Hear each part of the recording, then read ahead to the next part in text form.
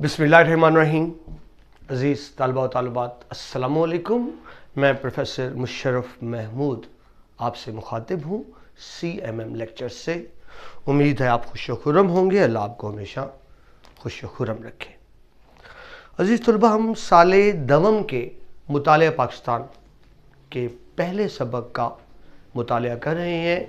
आज पहले सबक इस्लामिक जमहूरियत पाकिस्तान का 15वां और आखिरी लेक्चर है, जिसमें आपके सामने है सफ़ा नंबर 23 से आखिर तक हम मुतालिया करेंगे। अजीज तलबा, तारीख एक तसलसल होता है, एक कंटिन्यूटी होती है। लेक्चर्स को बेहतर अंदाज में समझने के लिए ज़रूरी है कि आप इसी तरतीब से लेक्चर्स को मुलाहिज़ा करें ताकि कहानी की शक्ल में आपके सामने बात आए। अगर आपने गुज़िश्ता लेक्चर देखे हैं तो आपके लिए बात समझना ज़्यादा आसान होगा। इस मुख्तसर से तारुफ के बाद शुरू करते हैं जी। हमारा आज का उन्वान सफ़ा नंबर 23 पे अब्बूरी हुकूमत 1946। पिछले लेक्चर में हमने तफसील से देखा था कि बरसगीर पाक व हिंद में दो ही बड़ी जमातें थीं, ऑल इंडिया नेशनल कांग्रेस और all India Muslim league. Congress का दावा यह था कि वो हिंदुस्तान के तमाम लोगों की, हिंदुओं की, मुसलमानों और सिखों की नुमाइंदा जमात है, जबकि मुस्लिम लीग का दावा यह था कि ऐसा नहीं है। मुसलमानों की वाहिद नुमाइंदा जमात सिर्फ और सिर्फ मुस्लिम लीग है। तो इस बात पर एक इख्तलाफ था, एक डेडलॉक था। इसी मसले को हल करने के लिए 1945-46 के आम इंतखाबात मुनक्कद किए गए, जिसमें बाबाए कौम हज़रत कायद-ए-आज़म का मौक़िफ़ दुरुस्त साबित हुआ। मुसलमानों की तमाम नशिस्तें हासिल कर लीं पाकिस्तान मुस्लिम लीग ने, और इस तरह ये बात साबित हो गया कि मुस्लिम लीग ही मुसलमानों की वाहिद नुमाइंदा जमात है। इसके बाद मरहला था अब्बूरी हुकूमत बनाने का, आप इंटरिम गवर्नमेंट कह लें। अब्बूरी हुकूमत का क्या काम था कि आइंदा इंतकाल इक़्तिदार तक और आइंदा मामले बढ़ने तक उसने काम करना था। इससे पहले हम लास्ट लेक्चर में चीज़ मुलाहिज़ा कर चुके, काबीना मिशन प्लान। ये इलेक्शन के बाद एक कैबिनेट के 3 मेंबरान आए थे बड़े सगीर में, उन्होंने प्लान दिया था और उसमें बात तय थी कि इंडियन नेशनल कांग्रेस और मुस्लिम लीग के सामने एक प्लान था कि वो या तो प्लान को मुकम्मल का मुकम्मल मंजूर करें या मुकम्मल का मुकम्मल मुस्तरद कर दें। जुज़वी तौर पे मंजूर करने का इख्तियार नहीं था। और साथ ही कैबिनेट मिशन प्लान में एक और बात भी थी कि अब्बूरी हुकूमत में सिर्फ वो जमात शामिल होगी जो इस प्लान को मंजूर करेगी। तारीख आगे बढ़ती है तो मामला क्या होता है, मुस्लिम लीग उस प्लान को मंजूर कर लेती है मुकम्मल तौर पर, मगर कांग्रेस उसको जुज़वी तौर पर मंजूर करती है। तो अज़ीज़ तलबा, अब इंसाफ और कानून का तकाजा तो यह था कि अंग्रेज मुस्लिम लीग को हुकूमत बनाने की दावत देते, मगर उन्होंने ऐसा नहीं किया। बरतानी हुकूमत का कांग्रेस की तरफ बड़ा वाज़िया झुकाव था। कांग्रेस ने आधा मंसूबा तस्लीम किया था और मुस्लिम लीग ने पूरा मंसूबा तस्लीम किया था, मगर अंग्रेज़ों ने सिर्फ उस आधे मंसूबे पे अमल किया जो कांग्रेस ने तस्लीम किया था। बहरहाल कांग्रेस और मुस्लिम लीग दोनों को दावत दी गई अब्बूरी हुकूमत बनाने की। कांग्रेस ने तो फौरन हामी भर ली, अपने वज़रा का भी तकर्रुर कर दिया, पंडित नेहरू का वज़ीर आज़म के तौर पे भी तकर्रुर कर दिया, मगर मुस्लिम लीग इस शशोपंज में थी कि हम हुकूमत का हिस्सा बने या ना बने, क्योंकि अंग्रेज़ों ने बदअहदी की थी। मगर बाद में ये फैसला हुआ कि अगर हम हुकूमत का हिस्सा नहीं बनते, हिंदुओं को हुकूमत दे दी जाती है, तो हिंदू मुसलमानों पर मजीद जुल्म और सितम करेंगे, जिस तरह के आप पहले पढ़ चुके। 1937 से 39 तक जब कांग्रेसी वजारतें बनी थी तो बड़ा जुल्म हुआ था मुसलमानों पर। सो मुस्लिम लीग ना चाहते हुए भी उस अब्बूरी हुकूमत का हिस्सा बनी जो अंग्रेज़ों ने कायम की थी 1945-46 के इलेक्शन के बाद। अब इसको अहम निकात की शक्ल में देख लेते हैं जो आपकी किताब में दिए हुए हैं। काबीना मिशन प्लान के तहत कांग्रेस और मुस्लिम लीग को अब्बूरी हुकूमत में तश्कील देने की दावत दी गई।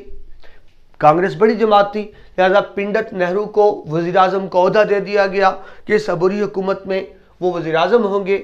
कांग्रेस ने फौरी तौर पर काबीना बनाना शुरू कर दी, यानी वुज़रा का तकर्रुर किया। अभी अजीज़ तुल्बा आपको तफसील से बताया, मुस्लिम लीग नहीं चाहती थी, मगर मजबूरन इस इंटरिम गवर्नमेंट का हिस्सा बनी।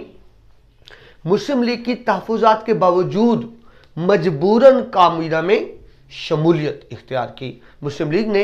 इससे पहले मुस्लिम लीग रास्त इकदाम अंग्रेजी हुकूमत के खिलाफ ये फैसला कर चुकी थी, मगर अब ये फैसला वापस ले लिया गया और इस तरह मुस्लिम लीग भी हुकूमत में शामिल हुई। अब बुरी हुकूमत में 5 मुस्लिम लीगी वज़रा शामिल हुए। मुस्लिम लीग ने 5 लोगों को वजीर नामजद किया। ये इम्तिहान में पूछा जा सकता है 5 कौन थे। मुस्लिम लीग वज़रा में शहीद मिलत जो पाकिस्तान के वज़ीर-ए-आज़म बने बाद में, लियाकत अली खान हैं, सरदार अब्दुर्रब निश्तर हैं, आई चंद्रीगर हैं, राजा गजनफर अली खान हैं, जो गंदर नाथ मंडल हैं। इनका ताल्लुक अछूत बिरादरी से था, तो अकलियतों को नुमाइंदगी देने के लिए उनको भी शामिल किया गया। तो इस तरह एक अबूरी हुकूमत कायम की गई जिसके वज़ीर आज़म नेहरू थे और जिसमें कांग्रेस और मुस्लिम लीग दोनों के वज़रा शामिल थे। इसके बाद तारीख का पहिया आगे बढ़ता है और 3 जून 1947 का मंसूबा सामने आता है। पिछले लेक्चर में अगर आपने मुलाहिजा किया है तो आपको अच्छी तरह समझ आएगी, वरना पहले मुलाहिजा कर लीजिए। बरे सगीर के गवर्नर थे वायसराय लॉर्ड व्योल। लॉर्ड व्योल की पूरी कोशिश थी कि किसी तरह से कांग्रेस और मुस्लिम लीग को एक नुक्ते पर राजी कर लिया जाए, लेकिन क्या है, जो मुस्लिम लीग कहती थी कांग्रेस नहीं मानती थी, जो कांग्रेस का मुतालबा है मुस्लिम लीग नहीं मानती थी, और फिर वो हिंदुओं को खुश ना कर सके। बरतानवी हुकूमत का हुक्म था कि किसी भी तरह कांग्रेस को राम करें, उनकी खुशनुदी हासिल करें। वो इसमें भी कामयाब ना हुए और फिर काबीना मिशन प्लान भी नाकाम रहा। तो ये सारी नाकामियां लॉर्ड व्योल के हिस्से में आई। लिहाजा अंग्रेजी हुकूमत ने फैसला किया कि अब क्योंकि इलेक्शन हो चुके हैं और आगे इंतकाल इक़्तिदार करना है, तो इनको तब्दील किया जाए। लॉर्ड व्योल को तब्दील कर दिया गया और उनकी जगह आखिरी वायसराय हिंद मुकर्रर किया गया लॉर्ड माउंटबेटन को। लेकिन ये ज़हन में रखें, लॉर्ड माउंटबेटन को जब भेजा गया तो ये बात पहले से तय थी कि अंग्रेज़ बरे सगीर से जा रहे हैं, यानी दरअसल वो हुकूमत करने के लिए नहीं आए थे, इंतकाले इक़्तिदार के लिए उनको हिंदुस्तान भेजा गया था। तो अब इसके निकात देख लीजिए जी। लॉर्ड माउंटबेटन का तकर्रर हुआ, काबीना मिशन की नाकामी और कांग्रेस की खुशनुदी हासिल ना होने से आइन साजी में तातुल पैदा हो गया। बात बढ़ नहीं रही थी, जिससे मायूस होकर हुकूमत बरतानिया ने 20 फरवरी 1947 को ऐलान किया कि बरतानवी राज जून 1948 तक खत्म हो जाएगा।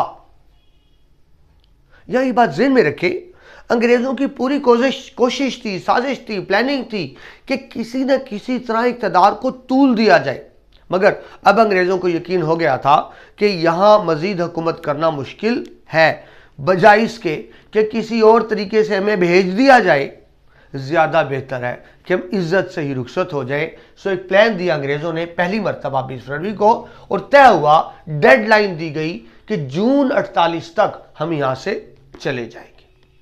तो जब फैसला हो चुका जाने का, बरे सगीर को छोड़ने का, तो फिर इंतकाल इक़्तिदार के लिए लॉर्ड माउंटबेटन को बतौर वायसराय भेजा गया। अब इस तुलबा एक अहम बात और ज़हन में रखें, वायसराय आए थे इंतकाल इक़्तिदार के लिए, लेकिन कहीं ये बात मौजूद थी, वायसराय को टॉस दिया गया था कि जहां तक मुमकिन हो सके इक़्तिदार को तूल दिया जाए। देखिए, ये अब दो रुखी थी बरतानिया की। एक तरफ कहा जा रहा है कि ये इंतकाल इक़्तिदार के लिए आए हैं और दूसरी तरफ कहा जा रहा है कि आप इक़्तिदार को तूल देने की कोशिश करें। सो लॉर्ड माउंटबेटन ने अपने तौर पर एक आखिरी कोशिश की कि किसी तरह राज़ी कर लिया जाए कांग्रेस मुस्लिम लीग को किसी एक बात पर, लेकिन बहुत जल्द लॉर्ड माउंटबेटन को पता चल गया कि अब ऐसा होना मुमकिन नहीं है, हमें हिंदुस्तान को छोड़ना पड़ेगा। और साथ ही मैंने भी आपसे अर्ज की, 1945-40 के इलेक्शन ने यह फैसला कर दिया था कि मुस्लिम लीग ही मुसलमानों की तर्जमान जमात है। सो ये बात भी यकीनी हो गई थी कि पाकिस्तान बनने से भी नहीं रोका जा सकता। सो लॉर्ड माउंटबेटन ने जहन बना लिया और बरतानवी हुकूमत को इतला भी कर दी कि हमें बरे-सगीर बहरहाल छोड़ना होगा, जितनी जल्दी छोड़ने बेहतर है, और पाकिस्तान बनाने से भी नहीं रुका जा सकता, पाकिस्तान बनाना पड़ेगा। सो माउंटबेटन ने फिर कांग्रेस को भी कायल किया कि वो तकसीम पाकिस्तान, तकसीम हिंद पर राजी हो जाए। अगर कांग्रेस तकसीम हिंद पर राजी नहीं होगी तो फिर बरे सगीर पाक हिंद को आज़ादी नहीं मिलेगी। हिंदुओं को बावर कराया लॉर्ड माउंटबेटन ने कि जब तक पाकिस्तान के कयाम पे कांग्रेस हामी नहीं होगी, हिंदुओं को भी आज़ादी नहीं मिल सकती। चनाचे मजबूरन कांग्रेस को तकसीम हिंद का मंसूबा कबूल करना पड़ा। अजीज तलबा, आप जानते हैं, मैं पहले बार बार ये बात कर चुका हूं कि हिंदुओं के नजदीक जमीन सिर्फ जमीन नहीं है, वो उसको धरती माता कहते थे, जमीन को मां का दर्जा देते हैं हिंदू। लिहाजा हमारे लिए तो सिर्फ एक जगह की तकसीम थी, मगर कांग्रेस के नजदीक वो एक जगह की तकसीम नहीं थी, गोया उनकी मां के टुकड़े किए जा रहे थे। सो उनका एक शदीद रद्द-ए-अमल बिल्कुल नफ्सियात के मुताबिक था। बहरहाल कांग्रेस ने इस मंसूबे को मंजूर कर लिया और यूं तकसीम हिंद का कानून बना। अहम निकात देखिए जी, सियासी कायदीन से मुज़ाकरात किए वायसराय ने। सियासी कायदीन से मुज़ाकरात के बाद वायसराय को यकीन हो गया कि अब किसी सूरत तख्लीक पाकिस्तान को नहीं रोका जा सकता। चुनाचे उसने कांग्रेसी रहनुमाओं को तकसीम हिंद पर राजी कर लिया। लिहाजा दोनों बड़ी जमातों से मशवरा हुआ। मशावरत के बाद 3 जून 1947 को बरे सगीर के आज़ादी के अहम तरीन मंसूबे का ऐलान कर दिया गया।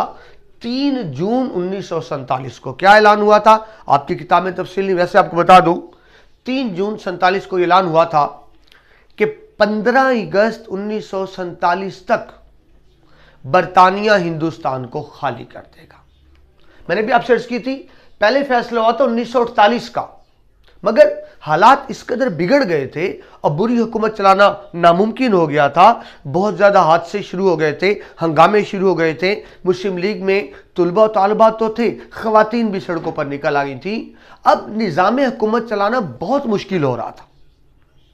सो जो पहले अंग्रेज़ों ने फैसला किया था जून 48 में हिंदुस्तान खाली करने का, अब 3 जून 1947 को फैसला किया गया कि 15 अगस्त 1947 तक हिंदुस्तान को 2 आज़ाद और खुद मुख्तार रियासतों में तकसीम करके आज़ाद कर दिया जाएगा। तो ये तो था अजीज़ तलबा 3 जून का मंसूबा। आप जानते हैं बरे सगीर एक बड़ा मुल्क था, एक छोटा सा बरे आज़म था जिसमें बहुत सी कौमें, बहुत सी नस्लें आबाद थीं। सो 3 जून के मंसूबे में कुछ तफसीलात तय पाईं कि हिंदुस्तान की तकसीम किस तरह की जाएगी। उसमें 8 निकात में हमने तकसीम किया। इस मंसूबे के अहम नुकात क्या थे? नंबर 1 कि जो गैर मुस्लिम अक्सरियती सूबे हैं, जब मुसलमान कम है, आसाम है, सीपी है, मद्रास है, बम्बई है, बहार है, उड़ीसा है, ये सारे के सारे हिंदुस्तान में शामिल कर दिए जाएंगे, मुस्लिम अक्सरियती सूबे। पंजाब एक बड़ा सूबा था, इसके लिए तय हुआ कि एक बाउंड्री कमीशन, हदबंदी कमीशन कायम किया जाएगा जो पंजाब को 2 हिस्सों में तकसीम करेगा। एक हिस्सा पाकिस्तान में आएगा और एक हिस्सा भारत में आएगा। बिल्कुल इसी तरह ही बंगाल के बारे में फैसला किया गया कि बंगाल की भी 2 हिस्सों में तकसीम की जाएगी। सिंध के बारे में फैसला किया गया क्योंकि सिंध में असम्बली मौजूद थी कि सिंध असम्बली के मेंबरान कसरत राय से ये फैसला करेंगे कि उन्होंने किस में शामिल होना है। बलूचिस्तान, वैसे आपको पता हो लफ्ज़ बलूचिस्तान है मगर हम इसे बलूचिस्तान बोलते हैं आमतौर पर, वहाँ शाही जिरगा और म्यूनसिपल कमेटी मौजूद थी। शाही जिरगे और म्यूनसिपल कमेटी को इख्तियार दिया गया कि वो जिस मुल्क में चाहें शामिल हो सकते हैं। सिलहट एक इलाका था, यहाँ फैसला किया गया कि रेफरेंडम कराया जाएगा। रेफरेंडम अजीज़ तलबा ये होता है, इसमें वोट नहीं डलते, यानी आप नुमाइंदों का इंतखाब नहीं करते, आपसे एक सवाल किया जाता है, आपने हाँ या ना में जवाब देना होता है। उसको इंग्लिश में रेफरेंडम, उर्दू में इस्तिस्वाब राय कहते हैं। तो सिलेट में रेफरेंडम के लिए फैसला किया गया। सूबे सरहद में भी यही फैसला हुआ रिफरेंडम कराया जाएगा। इसके अलावा तकरीबन 600 के करीब रियासतें थी। ये छोटी छोटी रियासतें थी जो जुज़वी तौर पर या आप कह लें नीम खुद मुख्तार रियासतें थी।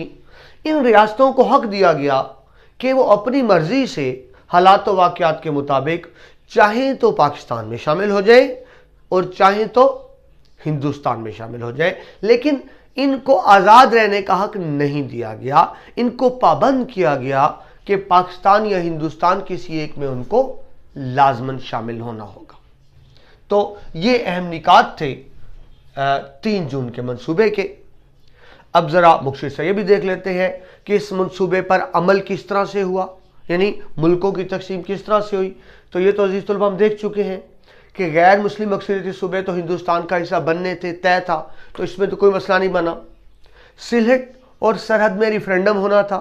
सिलहट सरहद दोनों में रिफरेंडम हुआ और भारी अक्सरियत में दोनों ने पाकिस्तान के हक में फैसला दे दिया।